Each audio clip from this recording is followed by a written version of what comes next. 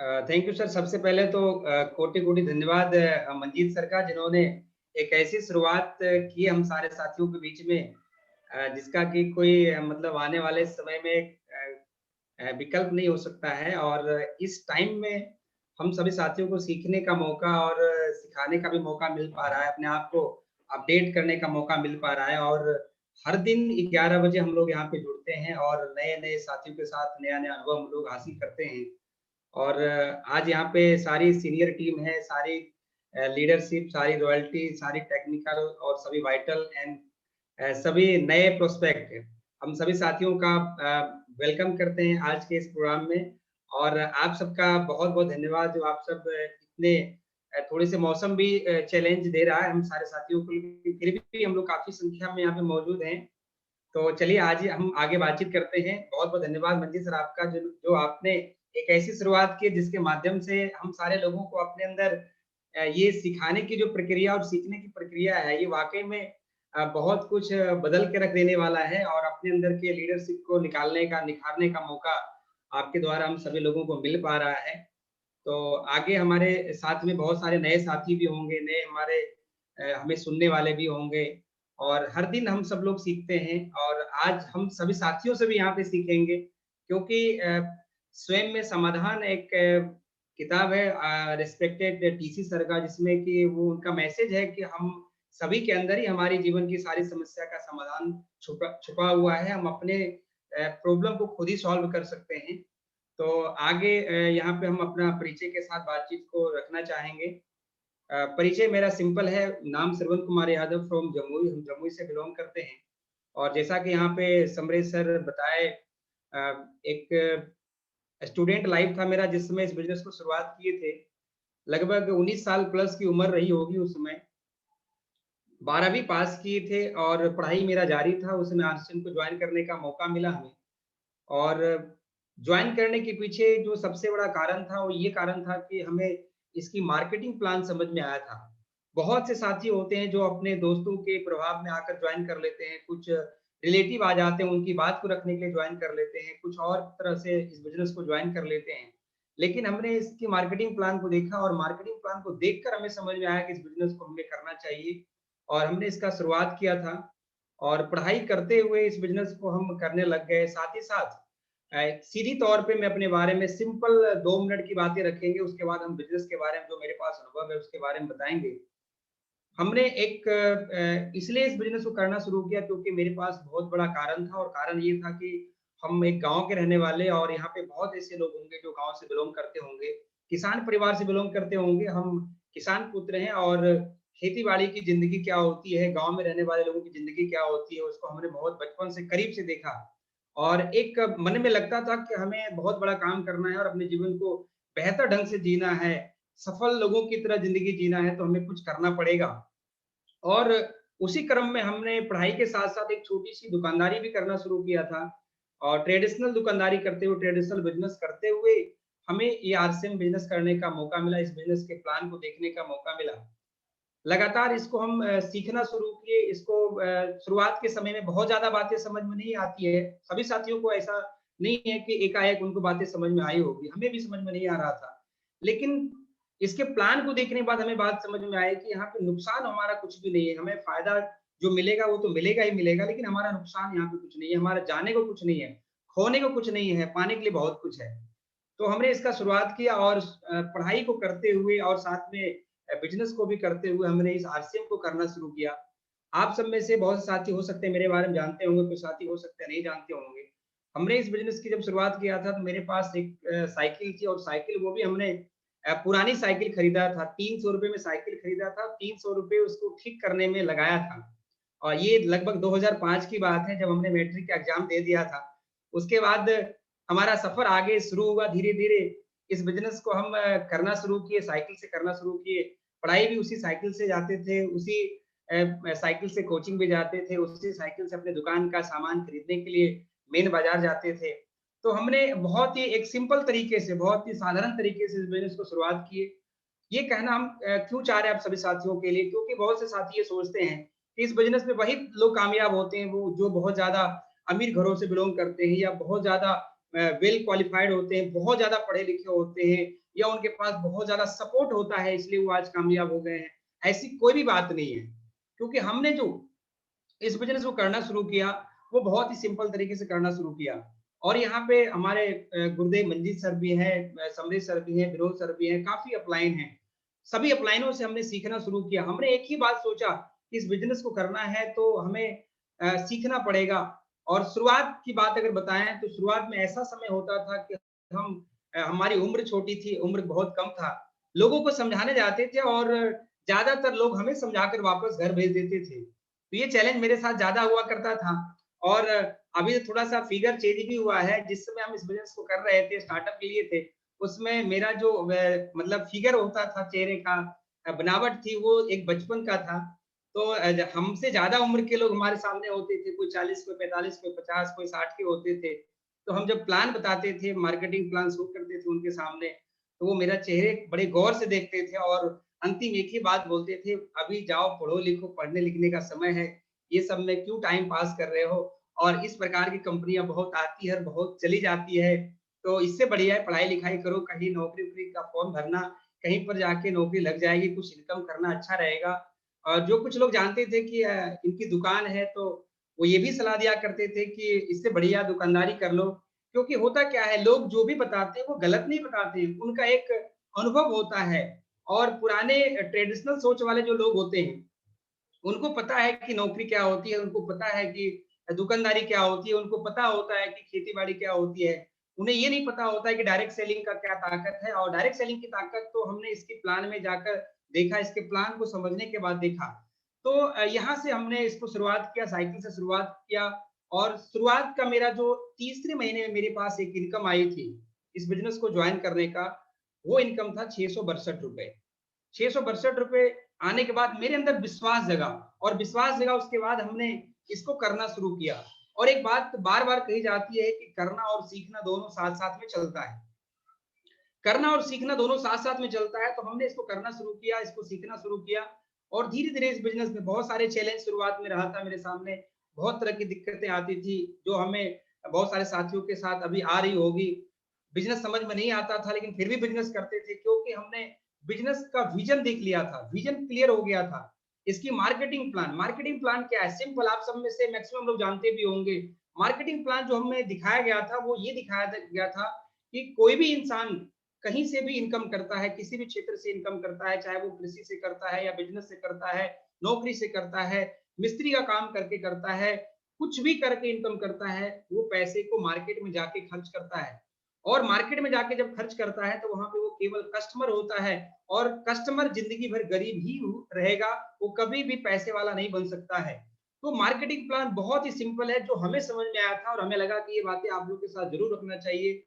तो marketing plan देखने के बाद हमें ये समझ में आया कि वाक़ई में ये जो बिज़नेस है, ये बहुत ही बदल देने वाला है। तो डायरेक्ट सेलिंग और ट्रेडिशनल में क्या अंतर है? अंतर यही है कि ट्रेडिशनल में बहुत सारे मिडलमैन हैं, जो हम प्लान में देखा करते हैं कि कंपनी प्रोडक्ट बनाती है, उसको सी एंड एफ प्रोडक्ट को हाई करते हैं, फिर जाके उसका एडवर्टाइज़मेंट होता है, एजेंसी वाले के पास आता है, फिर जाके क्या कह सकते हैं उसे आप, होलसेलर के पास आता है, रिटेलर के पास आता है, तब जाके कस्टमर के पास आता है। और ₹50 का प्रोडक्ट ₹100 में हो जाता है, या ₹500 का प्रोडक्ट ₹1000 की कीमत में बिकता है, या उससे ज़्यादा कीमत में बिकता है। तो ये बीच का जो पैसा वो किन के पास जा रहा है? वो चंद लोगों के पास जा रहा है, कुछ लोगों के पास जा रहा है। और इस चीज़ को देखने के बाद हमें समझ में आया कि क्योंकि हम बिज़नेस में थे, हम पुरानी दुकानदारी कर रहे थे, साथ में पढ़ाई कर रहे थे, तो हमें रिटेलर, होलसेलर, एजेंसी ये बातें समझ में आ गया था। आरसीएम का प्लान क्या है? आरसीएम क्या कहता है? आरसीएम का बिज़नेस प्लान क्या है? RCM fashion shooting private limited, brand name RCM है। कंपनी का नाम फैशन शूटिंग प्राइवेट लिमिटेड है, जो हम सब लोग जानते हैं।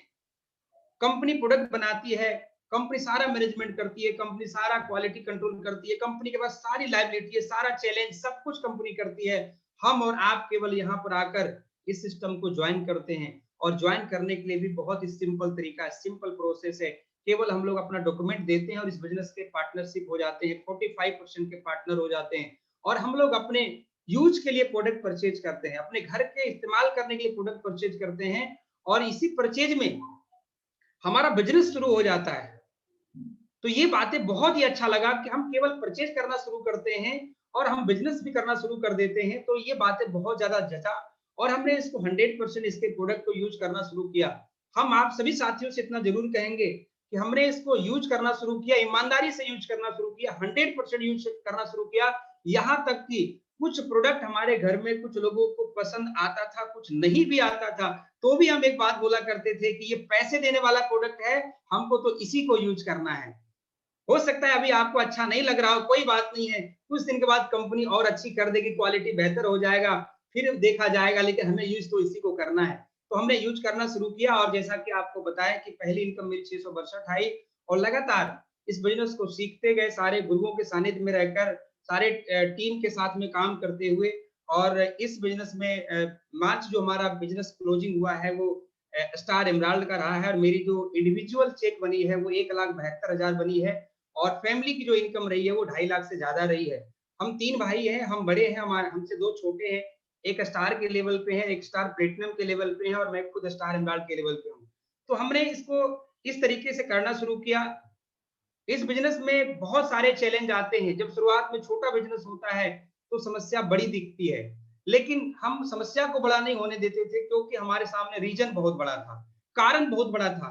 और आप में से जो भी साथी मेरी आवाज को सुन पा रहे हैं, यहाँ पे काफी पुराने लीडर्स भी हैं, काफी अनुभवी लोग भी हैं, काफी नए साथी भी होंगे। रीजन जिनका बड़ा होता है, कारण जिनका बड़ा होता है, वो उतने ही मजबूती के साथ उसको करते भी हैं। तो मेरे साथ बहुत बड़ा कारण था। कारण पैसे का अभाव था, कारण था कि हमें अपने लाइफ को बहुत ही अच्छा करना है। ये 10-5 हजार रुपए की जिंदगी में हमारा काम नहीं हो सकता है। तो हमने इसको बहुत मजबूती के साथ करना शुरू किया और साथ ही साथ ये बिजनेस क्या है, ये जो हमें समझ में आया था वो हम एक ही शब्दों में कहना चाहेंगे, ये बिजनेस नए जमाने का व्यापार है। ये 21वीं सदी का बहुत बड़ा व्यापार है और इस व्यापार को समझने के लिए बहुत सारे प्रोग्राम, बहुत सारी ट्रेनिंग, बहुत सारे वर्कशॉप को भी अटेंड करने का मौका मिला और साथ ही साथ एक किताब पढ़ने का मौका मिला था, business school. Robert T Kiyosaki का किताब है बिजनेस स्कूल और साथ ही साथ उनका एक और किताब है 21वीं सदी का व्यवसाय। उस किताब को पढ़ने के बाद मेरा विजन क्लियर हो गया कि इस बिजनेस को हमें बिल्कुल करना चाहिए और आने वाले समय का ये बहुत बड़ा बिजनेस है। हमें अपनी जिंदगी को बदलना है, हम अपने सपनों को अगर पूरा करना चाहते हैं तो हम इसी से कर सकते हैं क्योंकि हम हमारे साथ ऐसा था कि हम ट्रेडिशनल को भी अनुभव कर चुके थे। हम पढ़ाई के साथ-साथ में हम अपने खेती-बाड़ी में हम अपने पिताजी को भी सपोर्ट करते थे, तो हमें खेती वाली ज़िंदगी भी पता था। हमें आस-पास में बहुत ऐसे लोग थे जो नौकरी करते थे। हमारे कई एक अंकल हैं जो रेलवे में हैं, कई एक और भी जगह पे नौकरी करते हैं। तो पता था कि नौकरी की ज़िंदगी क्या होती है, बिज़नेस की ज़िंदगी क्या होती है। लेकिन ये एक ऐसा कॉन्सेप्ट जिसमें कि ये बताया गया कि आप यहाँ पे लाखों कमा सकते हैं। लाखों कमा सकते हैं और हमारे सामने एक बहुत बड़ा सपना था, एक बहुत बड़ा टारगेट था।